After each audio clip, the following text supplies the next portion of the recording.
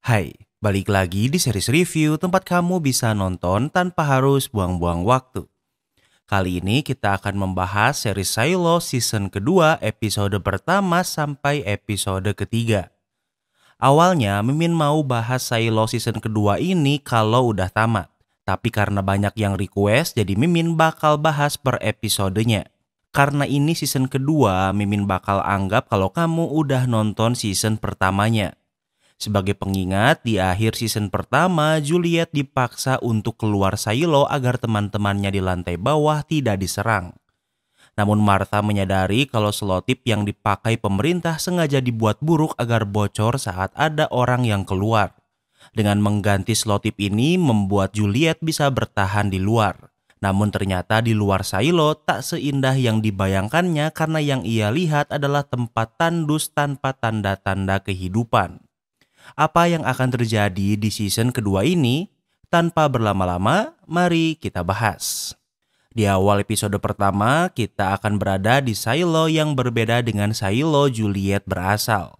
Silo ini sangat gelap dan seorang anak sedang berlari dengan membawa obor. Anak ini membawa sebuah surat untuk pemimpin kelompok pemberontak. Surat ini bertuliskan kalau generator akan kebanjiran dalam 15 menit. Generator adalah sumber kehidupan di dalam silo. Jika generator mati, maka tinggal di silo sama saja menunggu ajal. What do you think? I don't think we have a choice. Hal ini membuat mereka tidak memiliki pilihan lain selain melakukan pemberontakan sekarang juga. Take Russell alive, understood? For freedom! Pemerintah dan pemberontak bertarung di jembatan kecil yang menghubungkan mereka. Walau kepolisian menggunakan senjata api, namun mereka sangat kalah jumlah dan akhirnya pemberontak berhasil menang. Kini hal yang mereka tunggu-tunggu akhirnya akan terjadi. Mereka pikir pemerintah berbohong yang berkata kalau udara di luar tidak bisa dihirup. Dengan membawa sebuah bendera, mereka berbondong-bondong keluar silo. Ini adalah kejadian beberapa tahun yang lalu. Kini kita kembali ke masa sekarang di mana Juliet baru saja keluar dari silonya. Juliet bisa melihat bendera pemberontak yang kita lihat sebelumnya yang sudah hancur dan tinggal tengkorak. Hal ini mengejutkan Juliet, namun yang ia lihat selanjutnya bahkan tidak bisa dibandingkan. Ia bisa melihat ribuan tengkorak manusia yang tersebar di sekitar pintu keluar silo. Juliet berjalan di antara tengkorak dan bisa melihat pintu silo yang sedikit terbuka.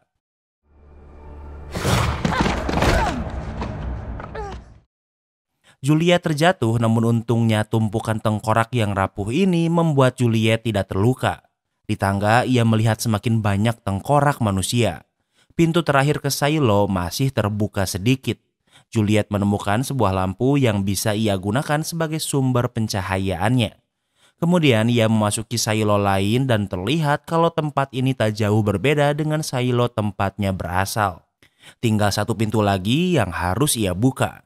Juliet menemukan sebuah linggis dan ia mencoba membukanya, namun sekuat apapun ia mencoba, ia masih tak cukup kuat. Tak menyerah, Juliet kini mencoba mencongkel pintu dengan seluruh tubuhnya dari atas.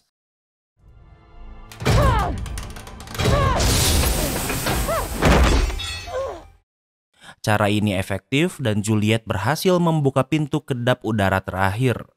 Dengan begitu, Juliet bisa memasuki silo dan tak lupa ia menutup kembali pintu yang ia bobol. Namun ia menyadari kalau lakban di tangannya mulai rusak dan membuatnya panik. Juliet mencari lakban yang bisa ia gunakan.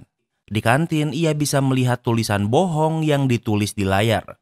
Sama seperti dari silo Juliet, orang-orang pikir kalau pemerintah berbohong tentang udara di luar yang beracun.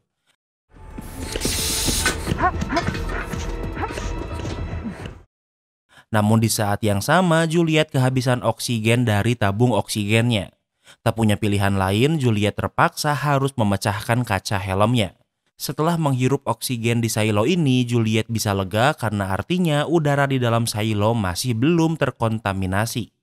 Dengan air yang ia bawa dari kantin, Juliet membersihkan dirinya karena takut ada toksin yang masih menempel. Juliet panik, kemudian ia menyobek pakaiannya agar bisa terbebas. Setelah melepas pakaiannya, Juliet mengeksplor silo ini. Tempat ini gelap, namun untungnya Juliet memiliki sebuah lampu senter entah dari mana. Ia melihat-lihat silo yang sebenarnya tak jauh berbeda dari silo tempatnya berasal.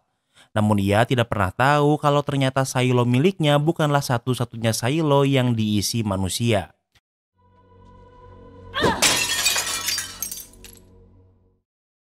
Karena penasaran, Juliet memecahkan cermin dan ia bisa melihat sebuah kamera di belakangnya.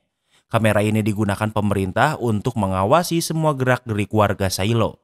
Artinya orang yang membangun silo ini dan silo Juliet kemungkinan adalah orang yang sama.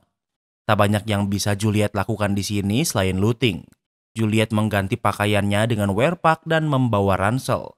Juliet menelusuri silo yang lumayan familiar namun juga berbeda dengannya. Juliet menjelajahi tempat yang seharusnya perkebunan sebagai sumber makanan. Namun tentu karena tidak ada yang merawatnya, tanaman-tanaman ini mati. Dari salah satu pipa yang bocor mengeluarkan air bersih. Juliet menampung air ini dengan tumbler dan kini setidaknya ia tidak akan kehausan. Juliet menuruni silo semakin dalam dan ia bisa melihat salah satu jembatan yang hancur. Di sisi jembatan itu memiliki cahaya yang sepertinya ada seseorang di sana. Hello? Is someone there? Juliet mencoba memanggil jika memang ada seseorang di sana, namun tidak ada yang menjawabnya. Tak menyerah, Juliet melihat mayat seseorang yang bergantung di atasnya. Juliet mengangkat mayat itu untuk menggunakan tali yang mengikatnya. Semua mayat yang digantung ini adalah mayat tentara yang kalah melawan pemberontak. Setelah mengangkat cukup banyak, kini Julie memiliki tali yang ia butuhkan. Pertama, ia mengikat tali ini di pagar lantai tepat di atasnya. Kemudian ia menuruni tali dengan harapan bisa menyeberangi jembatan yang putus.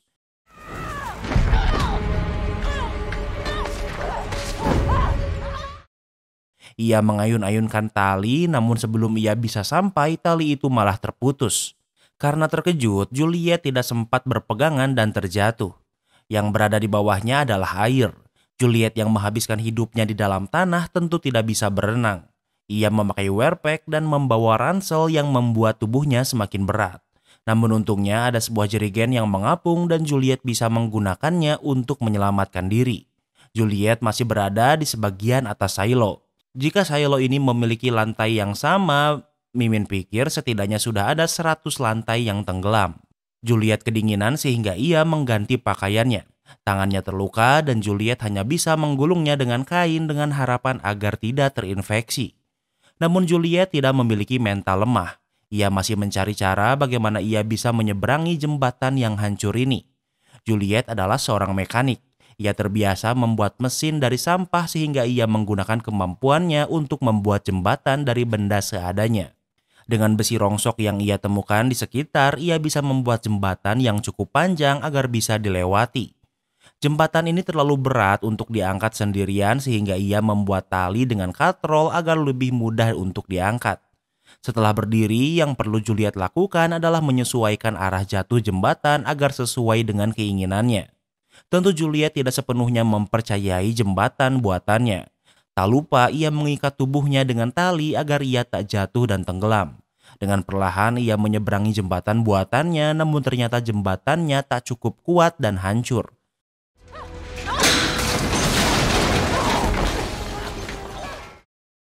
Namun untungnya Juliet menyadarinya sehingga ia sempat berlari dan menyeberangi jembatan sebelum terjatuh. Misi sukses dan kini ia sampai di sisi lain jembatan. Seperti yang ia lihat, hanya tempat ini yang memiliki listrik. Hello? Ia mendengar suara sehingga memeriksanya. Namun yang ia lihat hanyalah sebuah besi seperti kunci yang terbanting oleh kipas angin. Julie mematikan kipas angin dan berpikir kalau tidak ada lagi kehidupan di silo ini. Ia ingin menyusuri silo ini namun jembatan yang ia buat sudah terjatuh. Ia melihat kalau sepertinya memang ada jembatan yang bisa ia gunakan. Juliet menyusun drum dan menaruh papan besi besar di atasnya.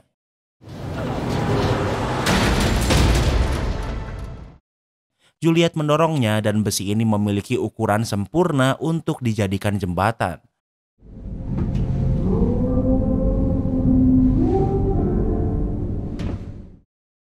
Namun sebelum Juliet pergi, ia mendengar suara musik dari belakangnya. Karena penasaran, Juliet kembali memeriksanya. Ia mengikuti sumber suara musik ini yang membawanya ke depan sebuah pintu besi besar. Ia memasuki ruangan itu yang menunjukkan ruangan lain dengan beberapa mayat di dalamnya. Saat memasuki semakin dalam, ia menemukan sebuah pintu besi berbentuk lingkaran yang tidak bisa ia buka. Suara musik berhenti dan ternyata ada seseorang di balik pintu besi ini. Di balik pintu besi ini ada pria yang berkata jika Juliet kembali membuka pintu silo ini maka ia akan dibunuh. Ini adalah ending dari episode pertama. Kini kita masuk ke episode kedua. Di episode kedua, kita akan kembali ke silo Juliet berasal.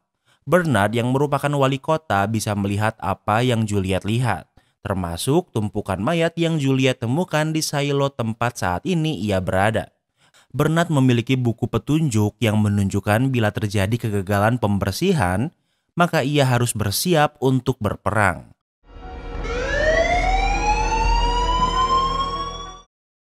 Di saat yang sama alarm berbunyi yang membuat Bernard panik. Di tempat lain, Hakim Meadow juga terbangun karena suara alarm ini. Please, stay inside, Your Honor. What's going on? Saat memeriksa keluar, ia melihat polisi yang meminta Meadow untuk tetap di dalam rumah. Sebagai pengingat, saat ini terjadi kekacauan karena warga Silo baru pertama kali melihat orang yang bisa keluar dan melewati bukit. Hal ini membuat warga berpikir kalau udara di luar baik-baik saja yang sepertinya pemerintah membohongi mereka agar tetap di dalam silo. Robert selaku kepala keamanan yudisial memberitahu Bernard kalau kekacauan terjadi di semua lantai. Bernard memutuskan untuk memberlakukan jam malam darurat pukul 8 agar tidak ada orang-orang yang di luar rumah. Bernard ingin Robert mengawasi ayah Juliet yang merupakan seorang dokter. Kejadian ini merupakan waktu yang tepat untuk melakukan pemberontakan. Hal ini membuat Bernard pikir kalau semua orang harus mendengar kejadian ini. Dan karena itulah ia akan membuat pengumuman besok. Sending Nichols out to clean was supposed to prevent this. I will be making a speech later today. Robert pikir mengirim Juliet keluar seharusnya untuk mematikan pemberontakan dan bukan memulainya. Robert masih tidak mengerti kenapa Juliet bisa hidup dan melewati bukit. Namun Bernard sudah tahu bagaimana dan ia meminta Robert untuk menangkap 2 orang di lantai bawah.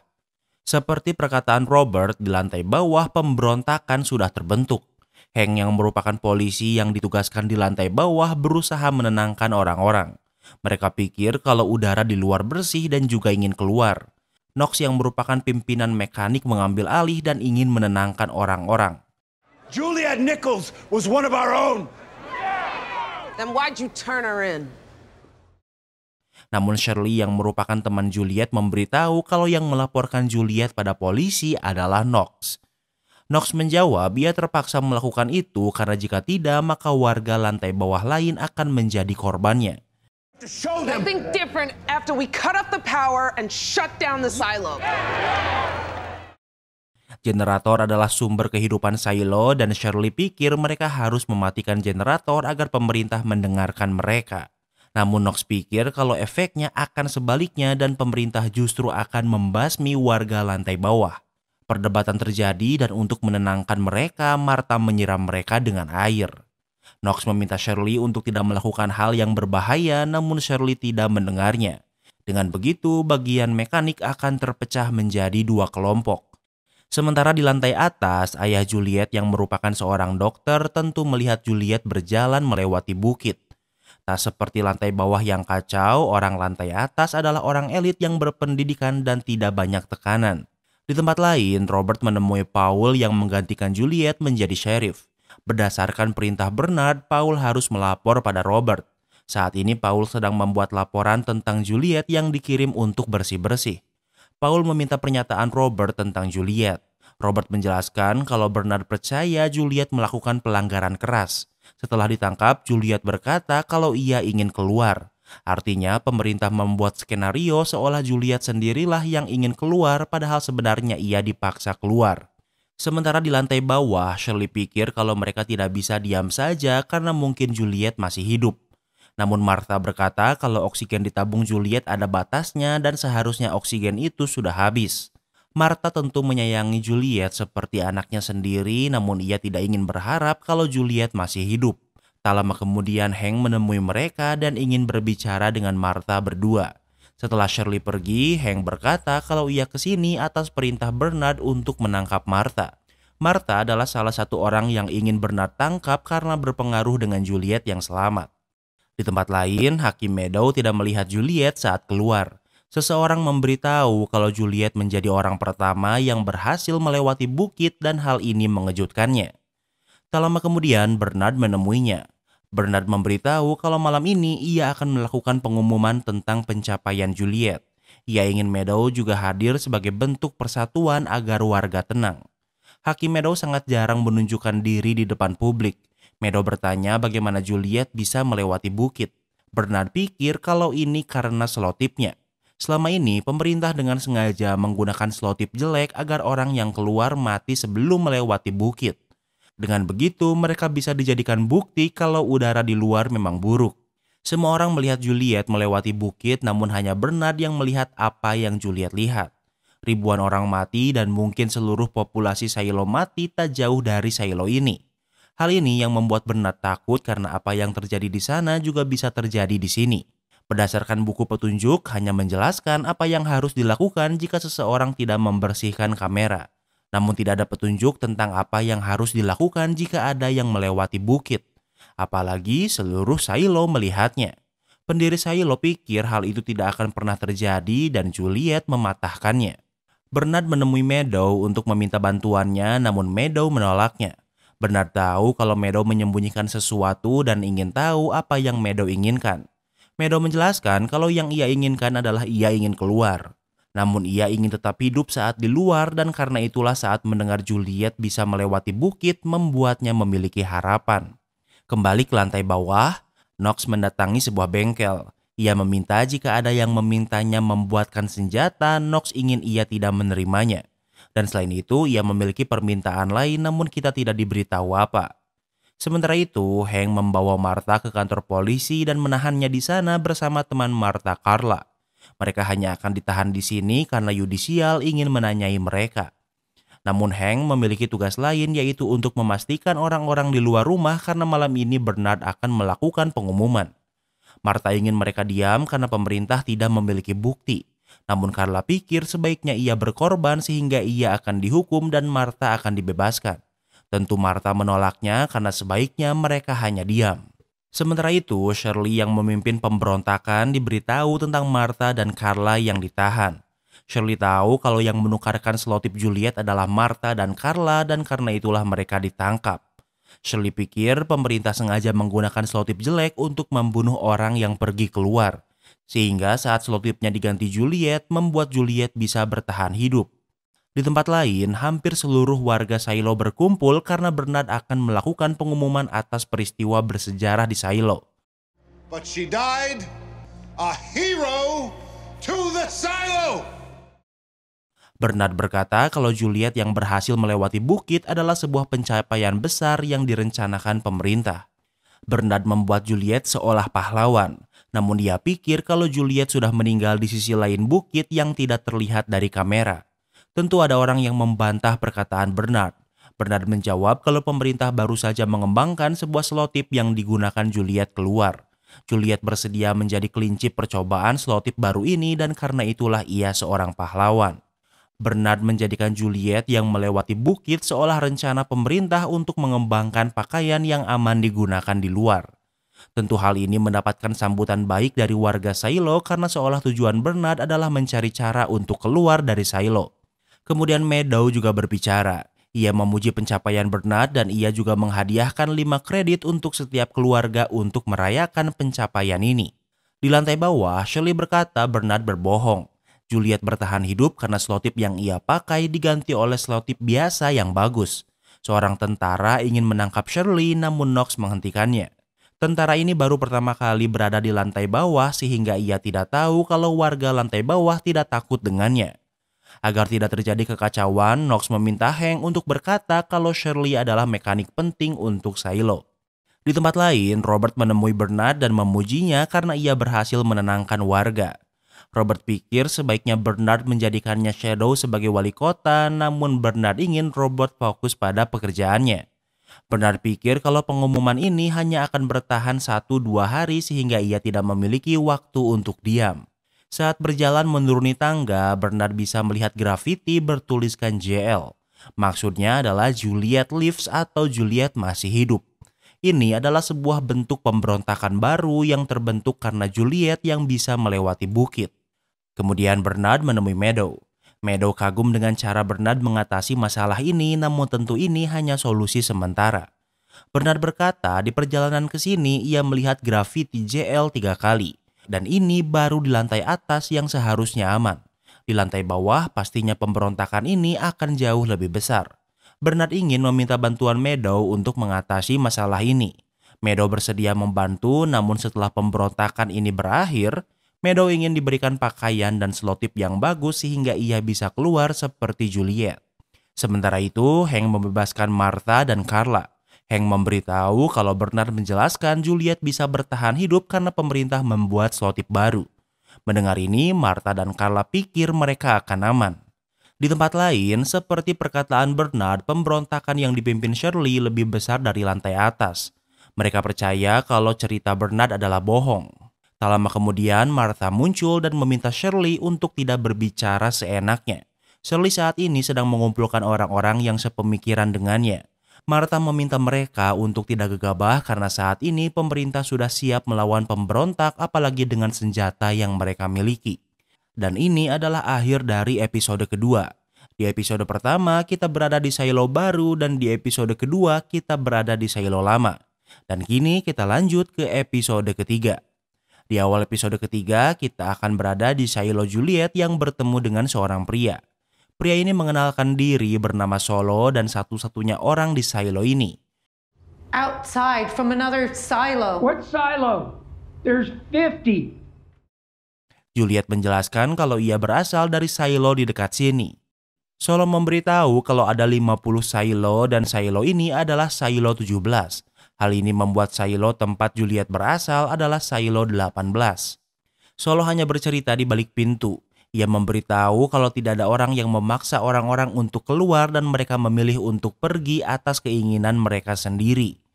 Di silo 18 orang-orang mati sebelum bisa melewati bukit. Namun tengkorak di silo 17 tersebar sangat luas seolah mereka bisa berjalan lebih jauh padahal tidak memakai pakaian pelindung. Solo menjelaskan kalau saat itu hari cerah sehingga orang-orang bisa pergi jauh. Namun tak lama kemudian angin bertiup lagi dan membawa racun yang pergi sebentar kembali dan membunuh semua orang. Solo juga bercerita tentang seseorang yang keluar untuk membersihkan kamera. Namun ia tidak membersihkannya dan menulis kata bohong di lensa dengan debu. Kemudian ia menghilang dari kamera dan tidak terlihat lagi karena mungkin ia sudah mati atau mungkin tidak. 2 hari kemudian, pemberontak membuat tulisan bohong di layar dengan cat. Ini adalah awal dari peperangan yang kita lihat di awal episode pertama. Dan karena itulah pria bernama Russell yang merupakan kepala IT seperti Bernard memerintah Solo bersembunyi di sini. Dan perintahnya untuk tidak membiarkan siapapun memasuki ruangan ini. They didn't seem to die, so they thought maybe he was still alive. Juliet bertanya kenapa orang-orang pergi keluar. Solo menjawab karena orang-orang tidak melihat orang yang menulis kata bohong mati yang membuat mereka pikir kalau mungkin ia masih hidup. Mendengar ini, Juliet sadar kalau yang ia lakukan bisa membuat pemberontakan yang sama terjadi di silo 18. Karena ia melewati bukit membuat orang-orang akan berpikir kalau udara di luar baik-baik saja. Juliet pikir ia harus segera kembali dan akan membuat pakaian lagi. Di episode ketiga ini, kita akan sering berpindah-pindah dari silo 17 ke silo 18. Agar lebih mudah dicerna, kita akan memulai dari silo 18 terlebih dahulu. Bernard membawa Meadow ke ruang server. Ruangan ini memiliki pintu yang sama dengan ruangan di mana Solo bersembunyi. Meadow pikir kalau Bernard harus menahan pemberontak dimulai dari pembuat grafiti. Bernard sudah menangkap seseorang di lantai bawah. Bukan karena tertangkap kamera, melainkan seseorang memberitahu polisi. Semua kamera di lantai 120 ke bawah sudah hancur. Meadow pikir kalau Juliet tidak seperti orang yang ingin keluar. Bernard menjawab Juliet melakukan kesalahan besar dengan menyebarkan rekaman dari harddisk ke seluruh silo. Namun Bernard berkata seolah Juliet memang ingin keluar dan Meadow tidak mempercayainya. Meadow menyarankan jika Bernard ingin menangkap seseorang karena pemberontakan, sebaiknya ia menangkap orang dari lantai atas. Jika Bernard menyalahkan orang mekanik, hal ini hanya akan membuat mereka bersatu dan melakukan pemberontakan bersama. Could she survive in there? Unlikely. That silo's been dead for a long time. Meadow bertanya apa Juliet bisa bertahan hidup di silo 17. Bernard pikir itu mustahil karena silo 17 sudah lama mati. Kemudian Meadow memanggil Paul ke ruangannya. Meadow bertanya apa Paul sudah selesai membuat laporan tentang Juliet dan Paul menjawab hampir selesai. Meadow ingin tahu apakah Juliet sendiri yang meminta keluar atau ada yang memaksanya. Di tempat lain, Robert menemui seorang pria tua bernama Reggie. Reggie adalah seorang penyerang handal namun sudah pensiun. Dengan kondisi darurat seperti sekarang, bahkan penyerang yang sudah pensiun pun akan tetap dipanggil bertugas. Dan Reggie akan ditugaskan di lantai bawah. Sementara itu, Paul menemui Meadow yang ingin tahu laporan Juliet sebelum Paul melaporkannya. Dari salah satu petugas menunjukkan keraguan apakah Juliet ingin keluar atau tidak. Hal ini membuat Paul berpikir kalau Juliet tidak meminta keluar atas keinginannya sendiri. Sementara itu di lantai bawah, Shirley memimpin pemberontakan untuk melepas anggota mereka yang ditangkap. Knox dan Hank mencoba menenangkan mereka, namun anggota pemberontak ini terlalu banyak.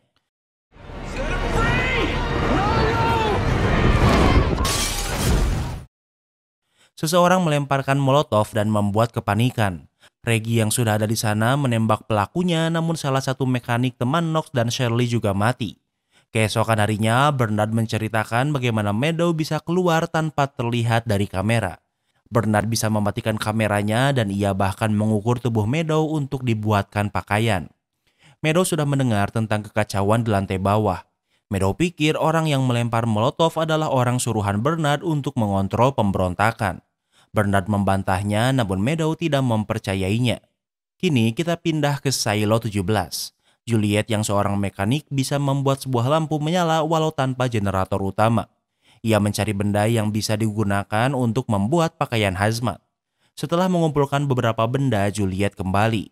Solo menyuruhnya membuka sebuah kaleng yang ternyata adalah makanan yang ia berikan. Juliet sudah lama tidak makan sehingga ia memakannya dengan sehat lahap. Juliet memberitahu kalau ia belum menemukan kain yang bisa ia pakai. Dan pakaian yang ia pakai sebelumnya juga sudah ia rusak.